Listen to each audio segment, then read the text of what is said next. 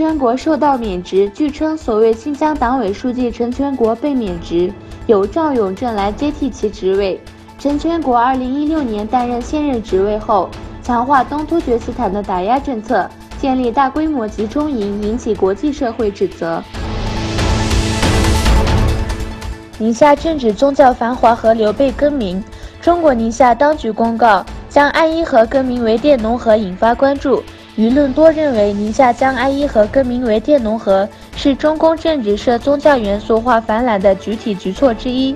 由于是中国最大的回族人群聚集地，且伊斯兰教传播广泛，宁夏宗教色彩浓厚。此前，中国当局在东突厥斯坦禁止维吾尔人为孩子取穆斯林名字。中国在教育营合法化引起关注，关于东突厥斯坦在教育营的消息不绝于耳。中国当局修改法律，正式把它合法化。官方不但只为它证明，并披露教育转化工作的更多细节。10月9日公布，通过修改新疆维吾尔自治区极端化条例以及在该区实施反恐法办法，对于外界关注的在教育营条例加入不少细节，并称其为职业技能教育培训中心。今年8月份，联合国人权事务高级专员巴切莱特呼吁中国允许观察员进入中国，了解令人深感不安的指称，但是中国政府否认存在东突厥斯坦建在教育营的指称。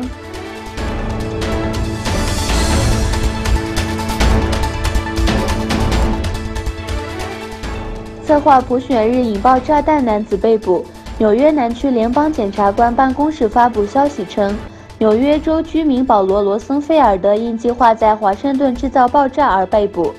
被捕前，他设防组装了重达100公斤的炸弹。美国联邦检察官杰夫·黎伯曼的新闻稿称，保罗·罗森菲尔德设想了一个反常计划，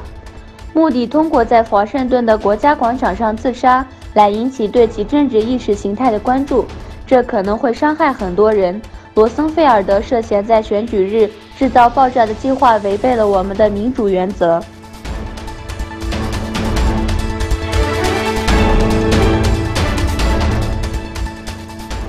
也门人面临饥荒威胁，也门有500多万人面临饥荒威胁。据报道，也门父母只好给他们孩子吃葡萄叶来维持生活。沙特也门冲突爆发之前，也门是中东地区最贫困国家之一。武装冲突继续的情况下，不少人因粮食不足面临死亡威胁。